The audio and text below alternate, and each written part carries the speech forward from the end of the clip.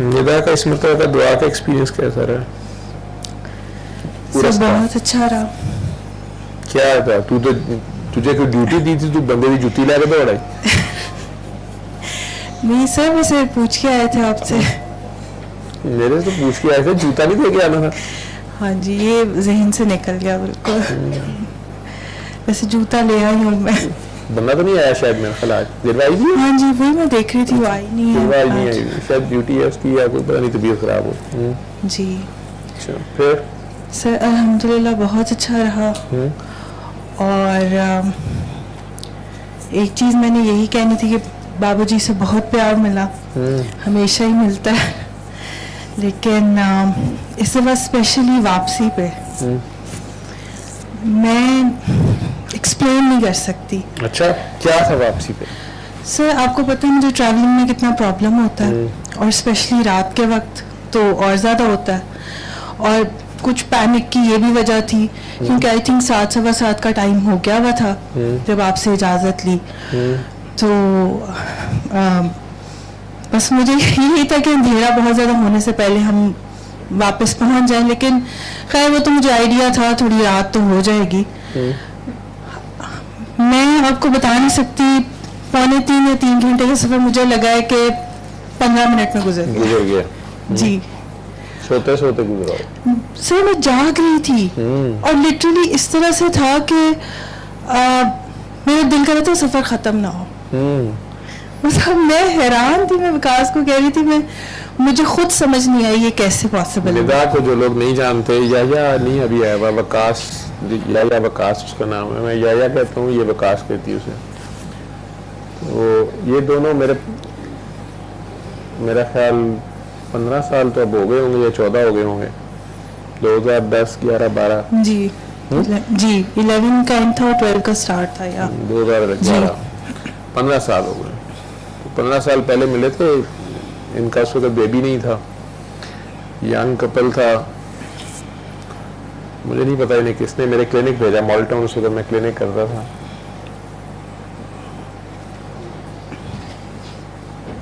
Sir मेरे पापा के फ्रेंड थे, वो आपके पास एज ए पेशेंट आते थे। जी, अब्बू के दोस्त थे जी। वो बाद में उनकी जीप को हादसा भी आया था। जी जी जी जी एग्जैक्टली, बिल्कुल बिल्कुल बिल्कुल। क्या नाम? लियाकत साहब। जी जी, वो उनके बेटे की डेथ हो गई थी। हाँ जी, उनकी बेटे की डेथ हो गई थी। वो तो खैर अभी मैं 2020 या 21 का वाक़या बात की। हाँ जी, उससे थोड़ा सा पहले का, लेकिन जी बहुत बाद में। मुर्शद इधर आ जाए, टेक लग जाएगी। तो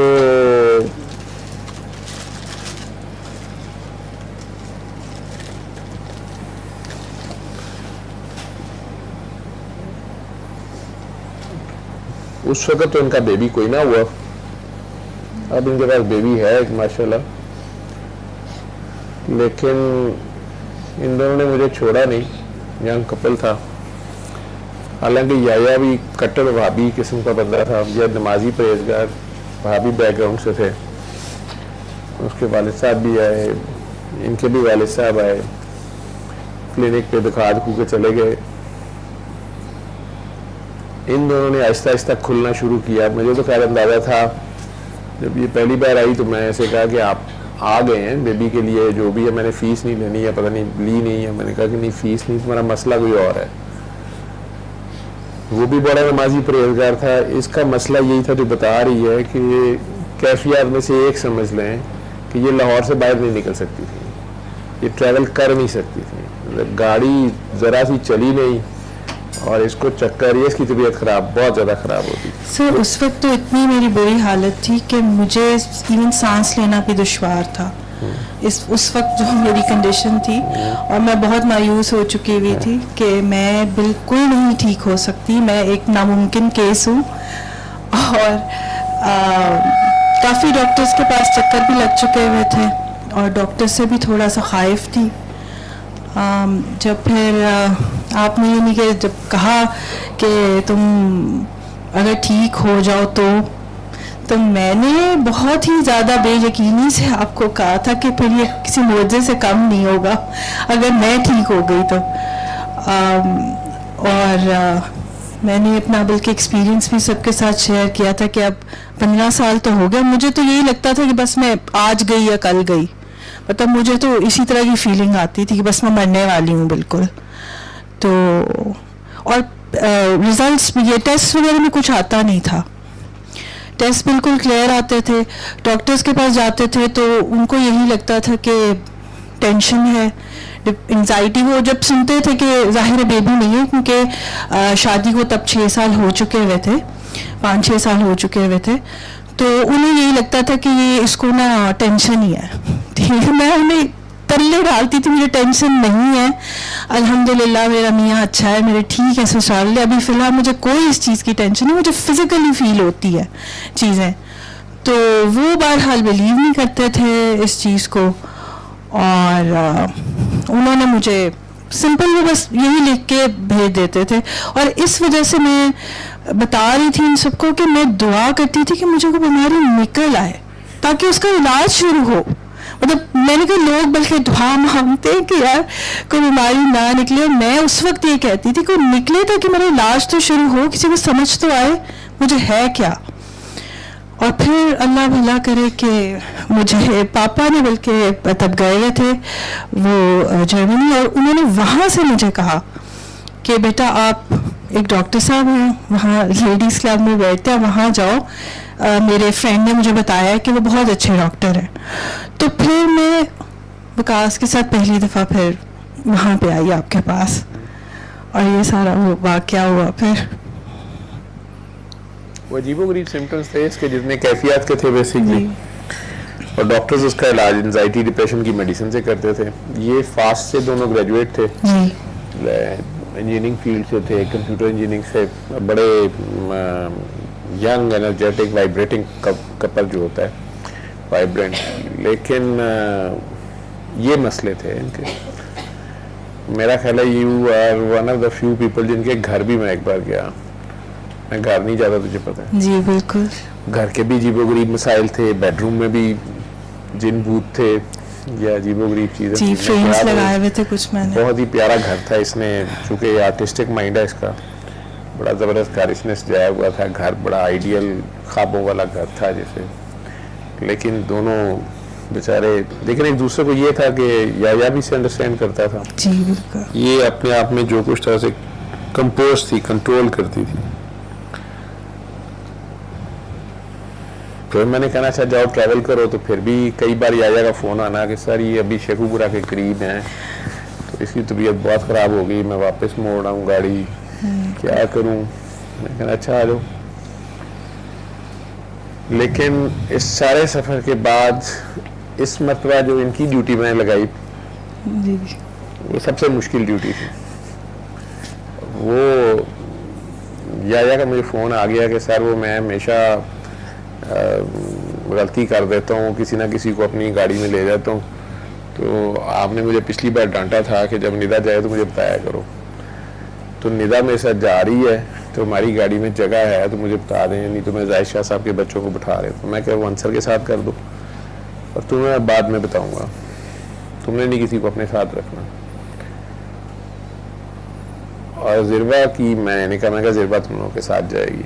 इसको मैंने पूछा, मैं क्या संभाल लोगी, उसके साथ दे लोगी? कहती सर मैं क्या तुम चूँकि खुद को समझती हो, तुम्हें पता है कि तुम्हारा ये हाल था। मैं कहा हो सकता है रास्ते में बार बार गाड़ी रुकवाए या से नहीं मैंने बात की, तो इसको मैंने इसकी जिम्मेदारी लगाई। मैंने कहा ये भी हो सकता है कि तुम्हें पीछे बैठना पड़े, वो आगे बैठे, ये भी हो सकता है कि पीछे वो बैठी है लेकिन गाड़ी रुकवा के कहीं बैठी रहे। कह रही सर मैं कर लूँगी। मैं कहा तुम लोगों ने जल्दी निकलना है, मैं हो सकता है रात को ही चला जाऊँ या बहुत अर्ली चला जाऊँ, तो तुम लोगों ने भी निकल जाना है। बहरहाल ये कल 8 बजे 9 बजे निकले जी, 9:30। जिला को मैंने पूछा, इसकी ड्यूटी थी, उसने कहा मैं 9 बजे तक फारिग हो जाऊँ। मैंने कहा नहीं तो मैं 9:30 को ले आएंगे। भेरा से ने मुझे फ़ोन किया, सर आप कहाँ रह गए? मैंने कहा मैं लीला पहुँच गया हूँ, हालांकि मैं सुबह सूखे की था, ख्यालों में मैं उधर था, तो लाइव देख रहा था, इन्होंने लाइव किया हुआ था। मैं क्या आप लोग पहुँचो, मैं निकल गया हूँ। अच्छा, लेकिन मेरे से गलती हो गई वहाँ पे। वो मुझे चाहिए था, मैं तुम्हें कहता कि बस यहाँ रुके रहो। ये चले गए। बाद में ये ख्याल आया मैं कि यार ज़िरवा ने तो अंदर नहीं जाना, ये फंस जाएगी। फिर मैं कहा कोई नहीं, इसकी भी तबीयत ठीक होगी। फिर कोई आधे घंटे बाद मैंने फ़ोन किया, मैं कहा हाँ जी क्या बना है?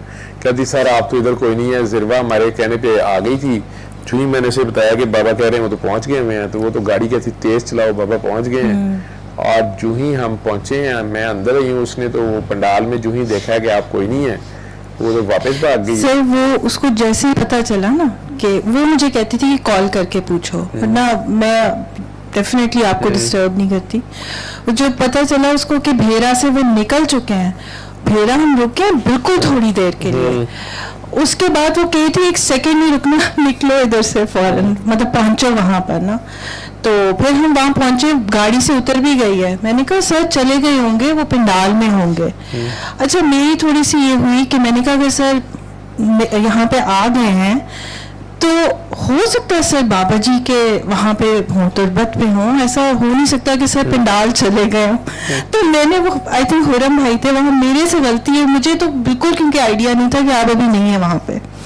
तो मैंने उनसे पूछ लिया कि सर किधर है, मतलब तुरबत पे हैं या पंडाल में? उन्होंने मुझे कहा कि वो तो अभी आए नहीं, वो ज़िरवा साथ थी, उसने वहीं सही वहाँ से वो वापस बिल्कुल मुड़ गए, हम बिल्कुल एंटर ही हुए थे। फिर मैंने उसको बहुत बहरहाल कहा, लेकिन वो फिर बाहर ही खड़ी हो गई वहाँ पर। वो फिर खुरम का मुझे फ़ोन आया कि सर वो मुझे तो पता नहीं था, मेरे से गलती हो गई। मैं कहा क्या हुआ? कहता जी वो या और वो आए थे, मैं कल ज़िरवा बाजी उनके साथ थी, उन्होंने मेरे से पूछा है कि सर किधर गए हैं? मैंने कहा वो तो नहीं आए, तो वो तो बाहर भाग गई है।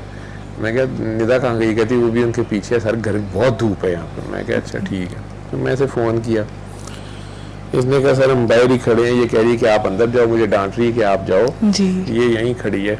मैंने कहा अच्छा इसे कहोगे छाँव में कहीं खड़ी हो। वैसे मेरे जहन में नहीं आ रहा था कि कोई दरख्त है वहाँ पे।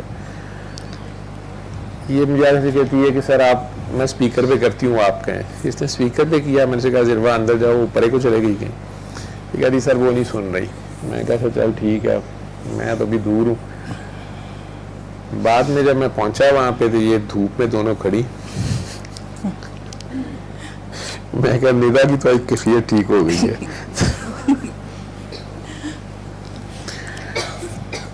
बाद में रात को मैंने इजाजत, मैंने कहा आप जाओ वापस। 8 बजे ये निकल गए, हम शायद 10:30 निकले हैं। वो ज़िरवा मेरी गाड़ी में आ गई, हादी चला रहा था, मैं और अतिया भेरा रुक गए। तो वहाँ पे पहले उतरी नहीं, मैं नहीं उतरना है, हमने वॉशरूम जाना था। हादी कहता मैं फिर गाड़ी में बैठता हूँ, एसी उसने ऑन किया हुआ था।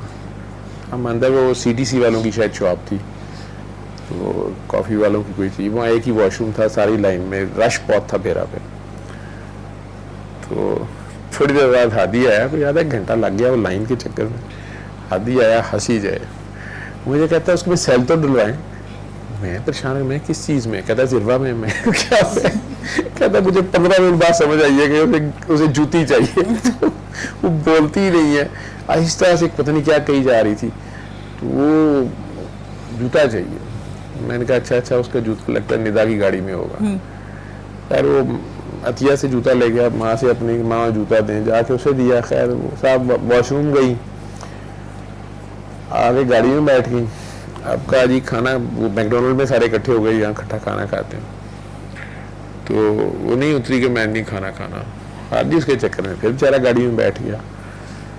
हम उधर बैठे हुए थे अंदर, तो ये उसको शायद कहती है कि नहीं आप जाके खाना खाएं, जिस तरह खुददारी भी है उसकी। आदि तो बर्दाश्त नहीं, उसने कहा ठीक है जाओ जी। आदि साहब दरवाज़ा बंद करके आ गया। तो वहाँ की मैकडोनल्ड में बैठे बैठे उसे ख्याल आया कि यार गर्मी बड़ी है, मैं तो गाड़ी बंद कर आया। वो गाड़ी में पर्स भी मेरा पड़ा हुआ था और मोबाइल वगैरह भी। वापस गया ना, मुझे बाद में आके कहता है कि ये कैफियत जो है ना ज़िरवा की भी आज मैंने जो है ना उतार दी। क्या हुआ? कहता मैं भागा गया हूँ, तो मैंने दूर से ना दरवाज़ा खोला, तो वो तो गाड़ी से ऐसे भागी है, बाहर निकल के और बैठ गई। मैं पास है तो गुस्से से कहता इतना ऊंची कहती है बंद करके तो मुझे अंदर। कहते मैंने दिल में कहा बड़ी आवाज निकली है। मुझे कहता बाबा आप इन सबको कैसे डील करते हैं? मैं कहा यार मुझे नहीं पता कैसे डील करता हूँ, लेकिन कहता मैं तो एक दिन में पागल हो गया हूँ, मुझे कुछ समझ नहीं आ रही। तो वो स्टेज पे भी पहले था ना, तो पता नहीं इनमें से कोई बंदा ना फलांग किया उसको, वो रास्ता उसने उधर से रोका हुआ था कि स्टेज पे रश ना हो। पता नहीं इनमें से कोई ना कोई उधर से आया, आगे मुझे चिपक गया कोई, उसने मैंने बालों से पकड़ के फेंकने लगा। मैंने देखा, गुस्से में देखा कि उधर चले जा।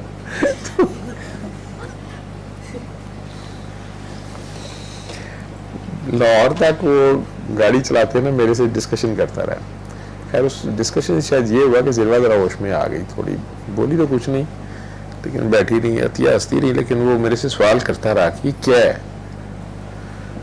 मैं कहा बस यार ये ऐसे ही है। वहाँ आके भी मैं बहाना बाजी की, एक एक्स्ट्रा जूता पड़ा हुआ था गाड़ी में, वो उसको दिया। उसे मैंने कहा था आज ले आई, तो तुझे निदाबाजी से वहाँ से ले ली, वो ले आई, यहीं रख ली, खुद ही पहन जाएगी आके। आज तो खैर आई नहीं है, लेकिन इतनी गर्मी में तुझे गर्मी नहीं लगी वहाँ पे? सर ये एक दूसरा मैं तो समझती हूँ मेरे कल है कि जिस तरह से मैं खड़ी हुई थी, मुझे लिटरली मुझे काफ़ी देर तक ये था कि मुझे आज सनस्ट्रोक हो जाएगा, लेकिन मैं जिस तरह से ठीक रही हूँ ना, मैं आपको एक्सप्लेन नहीं कर सकती कि मुझे कुछ भी नहीं हुआ। मतलब एक होता है सर की दर्द, मतलब वरना यूजुअली सर की दर्द तो सामने पड़ी होती है ना, आप धूप में इतनी देर खड़े हों, मुझे वो भी नहीं हुई। और सनस्ट्रोक ही मुझे तंग कर रहा था, मेरे ज़हन में एक ही चीज़ आई जाती, सनस्ट्रोक। मैंने फेसबुक पे फिर उसको अपलोड भी किया, उसकी पोस्ट को ना, एक डॉक्टर साहब मेरे जूनियर ने लिखी हुई थी एक पोस्ट, मैंने उसे अपलोड कर दिया। मैं कि यार ये या पढ़ ले कोई बंदा। मैं फ़ोन कर रहा था फिर उठा कोई नहीं रहा था। मैं क्यों नहीं कहूँगी यार स्कंजबीन जाके बाहर इन दोनों को दे दो, इनका अशर हो जाना है। सर आपने कहा भी था, और मैंने 2 पानी की बोतलें मंगवाई भी, खुद तो मैंने पी पानी, काफ़ी ज़्यादा पिया पानी, और मैं वो ज़िरवा को दे रही थी, ज़िरवा पानी भी नहीं ले रही थी, मुझे उसकी ज़्यादा फिक्र हो रही थी, बल्कि मैंने तो 1-2 दफ़ा बल्कि सर पे अपने पानी भी उंडेल लिया।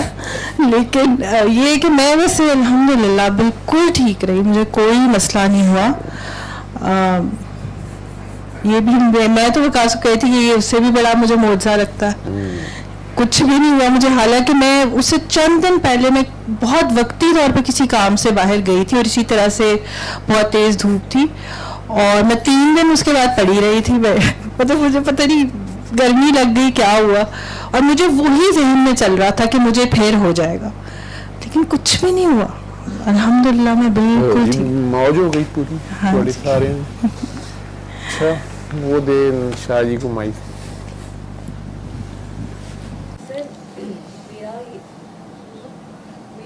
माइक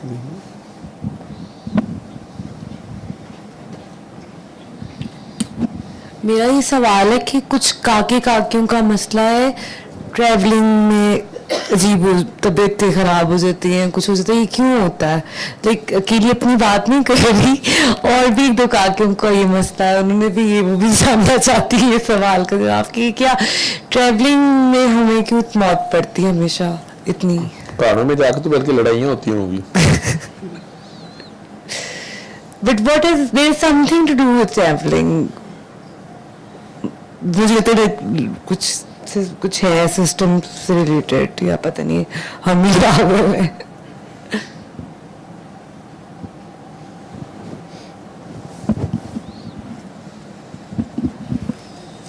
जैसे निदा एक्सप्लेन कर रही थी अपना सारा, असल बात ये होती है कि आपका, आप यूं समझ लो कि कुछ के केसेस में तो ये है कि आपका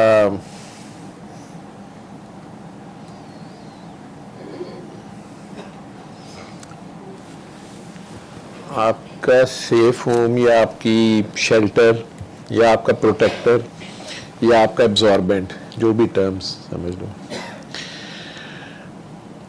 फॉर एग्जांपल निदा के केस में उसकी अम्मी है, एक सर्टन रेडियस में ये उनकी अगर रहेगी तो ये कंफर्टेबल रहेगी। जो ही ये उस रेडियस से बाहर जाएगी तो ये अनकंफर्टेबल होना शुरू होगी, एक चीज़। दूसरा ये कि अब ये ट्रैवल करेगी लॉन्ग डिस्टेंस, ठीक है, हर एरिया का एक अपना, इसको ऐसे समझ लो, उसका अपना ऑरा है और उस ऑरा में मुख्तलिफ एनर्जीज हैं। उसमें इसकी एक अपनी स्पेसिफिक एनर्जी है या इसका एक ऑरा है या एनर्जी फील्ड है, उसको अट्रैक्ट करती है एक खास एनर्जी। ठीक है, फॉर एग्जांपल इसका ऑरा जो है वो ग्रीन है और इसको येलो बहुत अट्रैक्ट करती है या पर्पल अट्रैक्ट करती है। ठीक है, इंडिगो अट्रैक्ट करती है। अब यहाँ पर तो ये अपनी अम्मी के करीब थी क्योंकि अम्मी का येलो ऑरा था, तो ये बड़ी कंफर्टेबल रहती थी। ये अम्मी के घर के करीब ही घर लिया हुआ है। ठीक है, सोशल पॉइंट ऑफ व्यू पे तो ससुराल वाले कहेंगे जी ये तो लड़का हमारा ले गई है और देखा ना माँ प्यो दे घर दे नेड़े ही घर लै दिता है, तो ये हो गया, जो मर्जी हो। वो बेसिकली उसको कंफर्ट है वहाँ पे, उसका कंफर्ट जोन है वो। ठीक, उसकी अम्मा उसको नहीं छोड़ रही बचपन से। ठीक है, और अम्मा इस किस्म की उसकी दुआ है या वो अल्लाह के साथ उसका ताल्लुक ऐसा है या कुछ ऐसा है, उन्हें बहुत ही बचपन से इसके लिए ऐसी दुआ कर ली है कि बस ये उनके करीब ही रहे। तो अब वो उससे बाहर निकलती है, वो तंग होती है। आगे जब वो ट्रेवल करती है तो वहाँ दूसरी येलो एनर्जी भी है। अब वो येलो एनर्जी या इंडिगो एनर्जी इसको अट्रैक्ट करती है, लेकिन इसके पास उसकी जो कह लो कि शनासाई नहीं है इसके लिए वो अजनबी है। ये कौन फ्रैंक हो रहा है मेरे से, स्पिरिचुअल लेवल पे वो डिस्टर्ब हो। पहाड़ों में तो बहुत ज्यादा ही। ठीक है, तो आप जैसे बच्चे जो हैं वो डिस्टर्ब होते हैं। ठीक,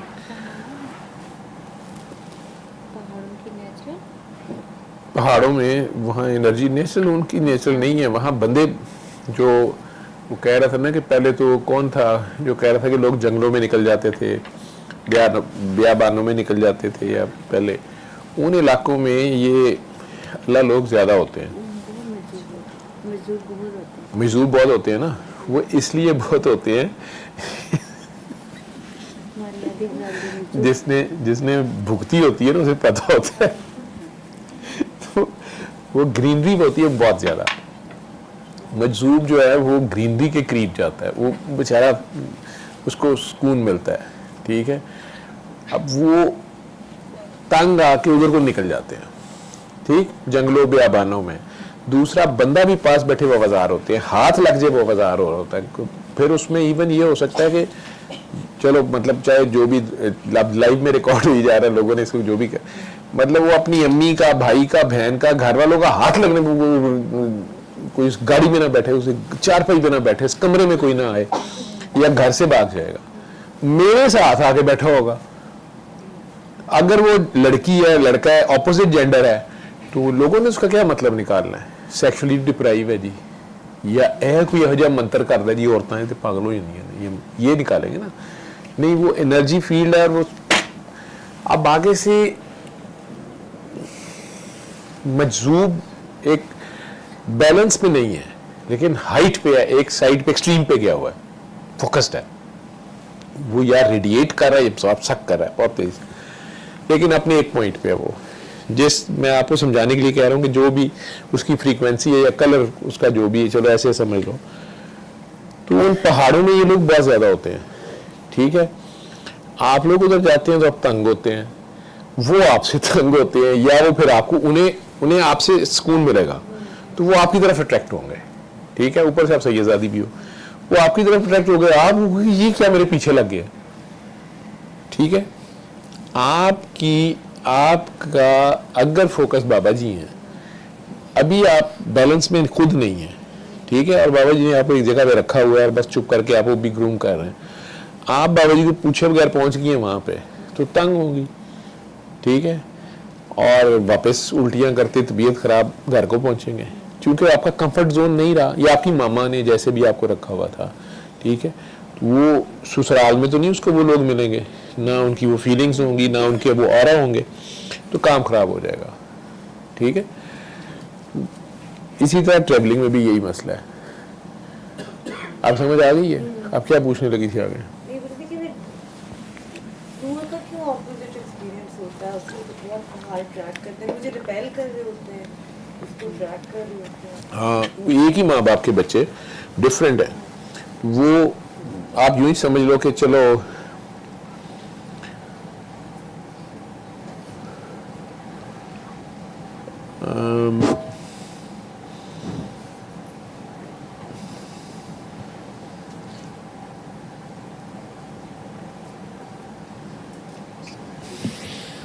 कैसे एग्जाम्पल दूंगा आपको?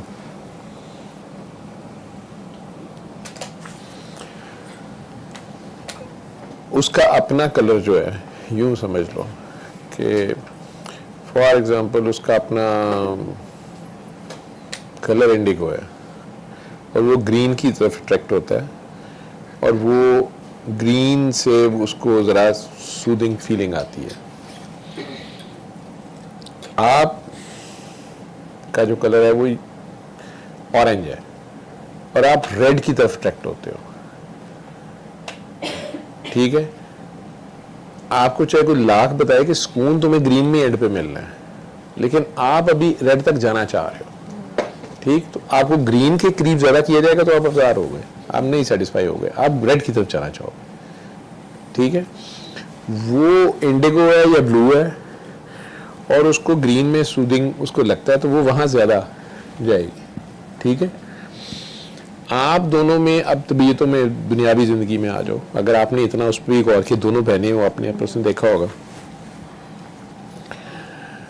वो अगर किसी एक काम के बारे में फैसला कर लेती है कि मैंने ये करना है, ठीक है? आप पीछे जितनी भी आपको उसकी हिस्ट्री याद है 20-30 साल, उसको फिर आप लाख समझाओ कि यार ये गलत है, इसमें ये रिस्क है, वो बंदा खतरनाक, इसमें फतवा लग जाएगा, उसमें वो करके छोड़ेगी। वही आइडिया आपको दिया जाए, आपको भी बताया जाए कि इसमें ये बेनिफिट्स हैं और ये रिस्क हैं, ठीक है? आप उसको शुरू ही नहीं करोगे, या करोगे तो फिर बेवकूफ़ों की तरह कर जाओगे, करोगे तो अगर कर लोगे। वैसे यूजुअली आप उसके मुकाबले में ज़्यादा कंफ्यूज और रिलक्टेंट हो गए, करूं ना करूं, करूं ना करूं, कर लूं, फिर थोड़ी किया, फिर छोड़ा, फिर सोचा, फिर नहीं। वो अगर कर जाएगी फिर वो कर जाएगी, डट जाएगी फिर वो डट जाएगी, गलत पे डटी है, सही पे वो फिर वो उससे वापस वो रिवर्स करवाना बहुत मुश्किल हो जाएगा। Am I right or wrong? But why is there a difference? ये डिफरेंस है कि नहीं है? Obviously है। आपको अपने एक्सपीरियंसेस पीछे देख लो ना, कि इस तरह के अगर उसने कोई करियर में फैसले करने थे, रिलेशनशिप्स में फैसले करने थे, अगर किसी जगह उसने कहा मैंने, आप रिलक्टेंट हो जाते हो, आप प्रोज एंड कॉन्स बहुत ज़्यादा सोचोगे, आप कई मिथ्स में चले जाओगे या कुछ, वो नहीं करेगी। वो जब उसने कर लिया चाहे वो गलत था सही था, फिर वो डट जाएगी, ठीक है? ये डिफरेंट लोगों का, वो डिफरेंट मंथ में पैदा हुई है। माँ बाप आपके जो थे वो डिफरेंट मूड में थे, आपकी जब बुनियाद रखेगी वो डिफरेंट मूड में थे, आपस में हार्मनी का लेवल और था, उसके लेवल और था, फिर उसके अपने फैसले, उसने किससे कौन सा काम लेना है। मैंने कहा ना कि अगर उसका एनर्जी फील्ड का कलर येलो है या ब्लू है तो फिर वो उसके हिसाब से ही उसका सारा होगा, आपका उसी हिसाब से होगा। उसमें आपको उसमें कुछ चीज़ें बहुत प्लस नज़र आ रही होंगी, तो आपकी भी अपने फील्ड के हिसाब से और कुछ चीज़ें बहुत प्लस होंगी, उन्हीं को एक्सप्लोर करना होता है, ठीक है? और जो उसके कुछ नेगेटिव पॉइंट होंगे तो आपके भी कुछ नेगेटिव पॉइंट होंगे, लेकिन डिफरेंट होंगे, टोटल में जाके बैलेंस होंगे सारे ही। सारों के जो फाइनल पॉइंट्स बनेंगे वो बराबर होंगे। जैसे सारों के जेब में अल्लाह मियां ने 10 रुपए डाले हुए हैं, ठीक है, लेकिन वो 10 रुपयों में से कुछ के सिक्के जो हैं वो लाल हैं, ठीक है, एक के पास 2 लाल सिक्के हैं, 10 सिक्के सारों की जेब में हैं, ठीक है, 2 ग्रीन हैं, 2 येलो हैं, 2 ऑरेंज हैं, 2 ब्लू हैं। किसी के पास 5 ग्रीन है, 1 येलो है, 1 रेड है, 1 ऑरेंज है, 1 ब्लू है, इस तरह करके। किसी के पास 5 ग्रीन है, किसी के पास 5 रेड है, वो हैं टोटल 10 ही है सारों के पास, उस हिसाब से उनसे काम लिया जाएगा। कुछ उन्हीं सिक्कों को फर्स्ट 20-40 ईयर्स में यूज़ करेंगे, कुछ बाद के 40 ईयर्स में यूज़ करेंगे, ये भी डिफरेंस आ जाएगा। ये फाइनल सारों का बैलेंस रहेगा। और मुझे भी पहाड़ों से दूर रहना चाहिए। नहीं, पहाड़ों से दूर ये कि आपने नोट किया होगा कि आप वहाँ जाके आप खुश भी नहीं होते, आप डिप्रेशन में जाते होगे और रिपेल करते और फिर आपकी लड़ाइयाँ होती होंगी किसी से भी, या होता होगा बस चले यहाँ से। हैं। समंदर ट्रैप करता है। और वो समुद्र अटैक करता है, हाइट आपको नहीं पसंद है। इंग्लैंड में भी यही मसला था, वहाँ पे पहाड़ियाँ ज़्यादा। इवन सऊदीया में भी जाके बसते हो जाते, वहाँ भी पहाड़ियाँ हैं। पहाड़ियाँ हैं, वो समंदर वाली जगह भी ठीक रहती है। खत्म हो गया। चलो और किसी का सवाल जवाब।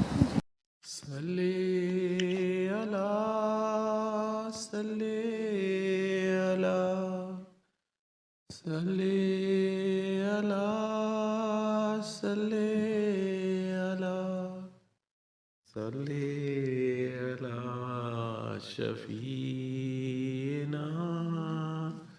सल्ले अला